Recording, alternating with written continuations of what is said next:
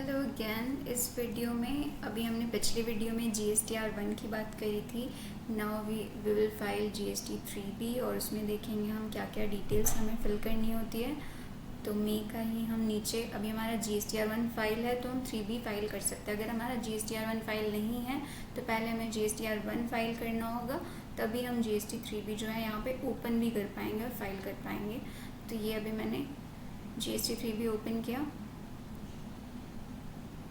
यहाँ पे अब मेरे को ये कुल 6 टेबल्स दिखा रहा है। तो इसमें क्या होगा आपका, फर्स्ट में है tax on outward and reverse charge inward supplies. Outward supplies यानी कि सेल की, रिवर्स चार्ज यानी कि जिस पे आप RCM पे करने के लायबल हो, उसकी भी यहाँ पे डिटेल्स जाती है। यहाँ पे आपका है ई-कॉमर्स वाला, जिस पे ई-कॉमर्स ऑपरेटर को GST पे करना होता है, वो लायबल होते हैं। जैसे कि रेस्टोरेंट सर्विसेज के केस में होता है, या पैसेंजर ट्रांसपोर्ट सर्विसेज जो ओला उबर है, उन केसेस में जो है इलेक्ट्रॉनिक्स कॉमर्स ऑपरेटर को टैक्स पे करना होता है, उसकी डिटेल्स जो यहाँ पे जाती है।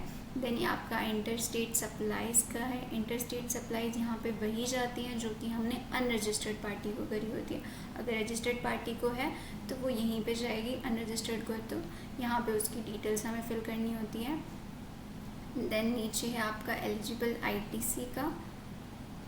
उसके बाद आपका है exempt nil and non GST inward supplies, यानी कि जो आपने सर्विसेज ली हैं या परचेज़ की है, तो वो यहाँ पे आपका जो एग्जेम्प्ट है, निल है, उन सब का डिटेल्स यहाँ पे जाएगा। देन ये आपका इंटरेस्ट हो गया, लेट फ़ी हो गया या टैक्स हो गया, वो यहाँ पे आपका कैलकुलेट होके आ जाएगा। सबसे पहले इस वाले बॉक्स को हम देखते हैं, इस वाले टेबल को। इसमें जो है हमारा डाटा यहाँ पे GSTR1 में जो फाइल किया होगा, क्योंकि सेल की डिटेल हम ऑलरेडी GSTR1 में फ़ाइल कर चुके हैं, तो ये वहाँ से ऑटो फेच कर लेता है। और अगर आप इसमें कुछ भी चेंज करते हैं तो वो आपको रेड करके दिखाता है कि आप कुछ चेंज कर रहे हो, यानी कि हो सकता है कि आपका गलत है, तो मतलब रेड आ रहा है तो आप चेक कर लो दोबारा कि आपने क्या चेंज किया है। यहाँ पे आपका रेड नहीं आना चाहिए, क्योंकि GSTR1 में जो फाइल कर रहे हैं वही हम GST3B में फाइल करते हैं। तो यहाँ पे ऑटो फैच हो गया। यहाँ पे मेरा RCM में नहीं है, और ज़ीरो रेटेड होता है आपका एक्सपोर्ट। अगर एक्सपोर्ट की सप्लाईज आपने डाली है तो वो आपका यहाँ पे शो करेगा। ये आपका निल रेटेड और एग्जेम्प्टेड जो GSTR1 में जो अलग से टेबल था, उसके अंदर जो भी सप्लाईज डालोगे आपको यहाँ पे आएगी। उसके बाद ये है रिवर्स चार्ज। अगर आपने कोई सर्विसेज ली है जिसपे कि RCM एप्लीकेबल है। RCM में क्या होता है कि आपने सर्विसेज ली है, लेकिन जो भी सेलर है वो आपका टैक्स नहीं पे करता है, GST नहीं पे करता, बल्कि आपको उस पर GST पे करना होता है, तो वो यहाँ पे आ जाता है आपका। और ये है नॉन GST आउटवर्ड सप्लाईज, अगर आपने कोई की है तो वो आपकी यहाँ पे आ गई। तो इसको मैंने कंफर्म कर दिया, मेरा डाटा ठीक है, ये चेक करना होता है पहले आपको। उसके बाद यहाँ पे मेरा जिस पे अगर आप इलेक्ट्रॉनिक कॉमर्स ऑपरेटर हैं तो आपको यहाँ पे वो डिटेल डालनी होती है, जो भी आपके रेस्टोरेंट सर्विसेज और जो भी आपके थ्रू जो सर्विसेज दे रहे हैं उनका आपको जो टैक्स पे करना है वो यहाँ पे डालना है। और अगर मान लो मैं रेस्टोरेंट सर्विसेज मैं प्रोवाइड करा रही हूँ इलेक्ट्रॉनिक कॉमर्स ऑपरेटर के थ्रू, तो मेरा जो टैक्स है वो पे करेगा इलेक्ट्रॉनिक्स कॉमर्स ऑपरेटर, वही कलेक्ट करेगा। तो मेरे को यहाँ पे सिर्फ वैल्यू डालनी है और उस पर टैक्स पे करेगा इलेक्ट्रॉनिक कॉमर्स ऑपरेटर, और वो जब फाइल करेगा तो वो डिटेल्स डालेगा यहाँ पे। तो ये कंफर्म। देन यहाँ पे मेरा इंटरस्टेट सप्लाईज है, यानी कि B2C सप्लाईज जो मैंने दूसरे स्टेट में करी है, तो मेरे को यहाँ पे डालनी है। यहाँ पे मैं स्टेट सेलेक्ट कर लूँगी, टैक्सेबल वैल्यू डाल दूँगी, IGST डाल के मैं ऐड कर दूँगी। जितना भी मेरा स्टेट होगा वो स्टेट वाइज मेरे को यहाँ पे अलग अलग एंट्री डालनी है। तो मैंने कंफर्म कर दिया डाटा सेव करने के लिए। देन मेरा फोर्थ टेबल है एलिजिबल ITC का। यहाँ पे हम लेते हैं इनपुट टैक्स क्रेडिट, यानी कि हमने जो GST पे किया है किसी भी सप्लायर को, कुछ भी सर्विसेज अगर हमने ली है या कोई भी गुड्स परचेज़ किया और हमने उस पर GST पे किया है, तो उसका हमें यहाँ पे क्रेडिट मिलता है और वो हमारे टैक्स से एडजस्ट होता है। तो ये चीज़ पे भी हमें बहुत ध्यान देना होता है, क्योंकि इसी से किसी का भी टैक्स ज़्यादा या कम होता है। तो ये चीज़ भी बड़े अच्छे से चेक कर लेनी है।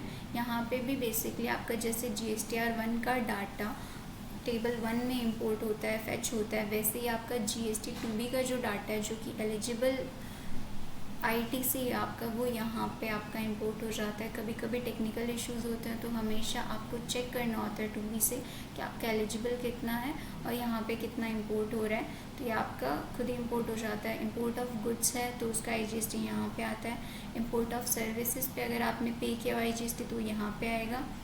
Inward supplies to liable to reverse charge, अगर आपने जैसे फर्स्ट टेबल में जो था कि RCM में आपने टैक्स पे किया तो उसका भी इनपुट के लिए आप लाइबल होते हैं, तो वो आपका यहाँ पे आ जाएगा। Then ISD input services distributor, उससे अगर कुछ आपका ITC है तो वो यहाँ पे आएगा।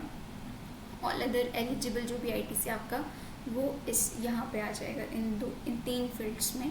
उसके बाद ITC रिवर्स्ड, यानी कि अगर आपका क्रेडिट डेबिट नोट जनरेट हुआ है या आपने आपका ITC रिवर्स हुआ है तो वो आप यहाँ पे कर सकते हैं, उसका डिटेल्स यहाँ पे आ जाएंगी।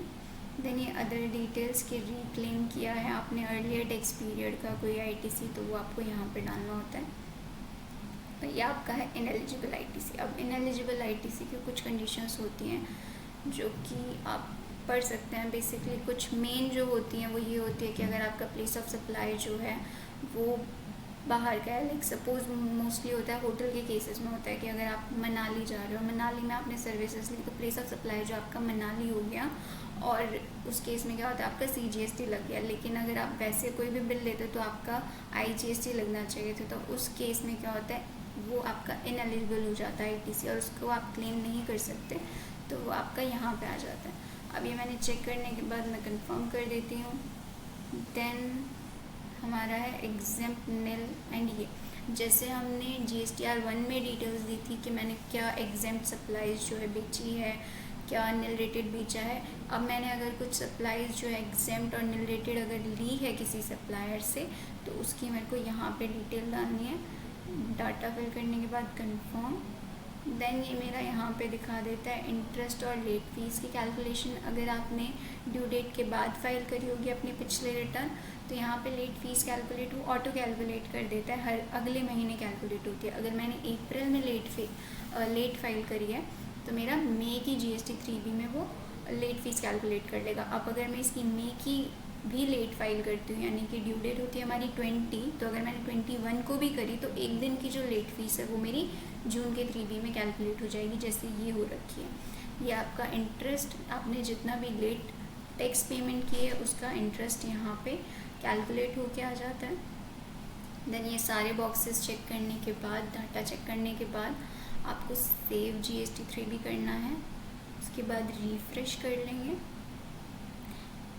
फिर यहाँ पे आपका आता है कि GST data has been saved successfully, तो हम प्रोसीड टू पेमेंट कर सकते हैं।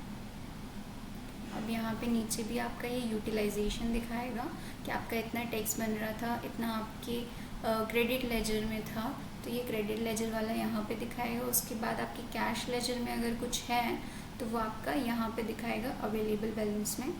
अब जैसे यहाँ पे मेरा कुछ भी नहीं है और मेरा टैक्स जो है इतना बन रहा है एडिशनल कैश बैलेंस, तो ये आपको आगे फाइल करने ही नहीं देगा। अगर मैं यहाँ पे मेक पेमेंट का करूँगी तो मेरे को बोलेगा कि you do not have sufficient balance, तो do you want to create challan? Yes. अब मैं यहाँ से चलान क्रिएट कर लूँगी, ई-पेमेंट, जनरेट चलान। ये मेरा चलान क्रिएट हो गया। ये हम कस्टमर को शेयर कर देंगे, वो पेमेंट करेगा नेट बैंकिंग या जो भी चूज़ करके।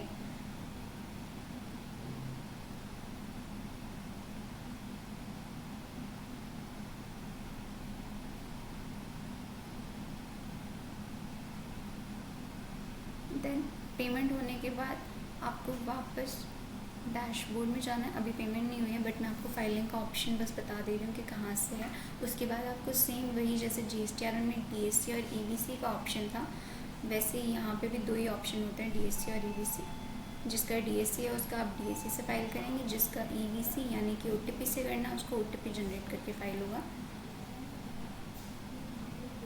तो ये अगेन अभी मेरा सबमिट नहीं हुआ है, इसमें पेमेंट के बिना यानी सबमिट होगा नहीं। यहाँ पे मेरा जब पेमेंट कर देंगे आप तो मेरा यहाँ पे यूटिलाइजेबल कैश बैलेंस में मेरा अमाउंट आ जाएगा। उसको मैं make payment post credit ledger करके यानी कि मैं उसको सेट ऑफ कर दूँगी और उसके बाद मेरा आगे सेम वही वेरिफिकेशन वाला पेज आएगा कि फ़ाइल विद DSC और फाइल विद EBC, वो चूज़ करके मेरे को जो भी एप्लीकेबल होगा DSC से या OTP जनरेट करके मेरे को सबमिट करना, और हमारी GST 3B जो फाइलिंग जो है वो कंप्लीट हो जाएगी। तो ये था हमारा GST 3B फाइलिंग का वीडियो। एंड अगेन इसमें मैंने कोशिश करी है कि मैं सारे टेबल्स को अच्छे से एक्सप्लेन कर पाई हूँ। Thank you.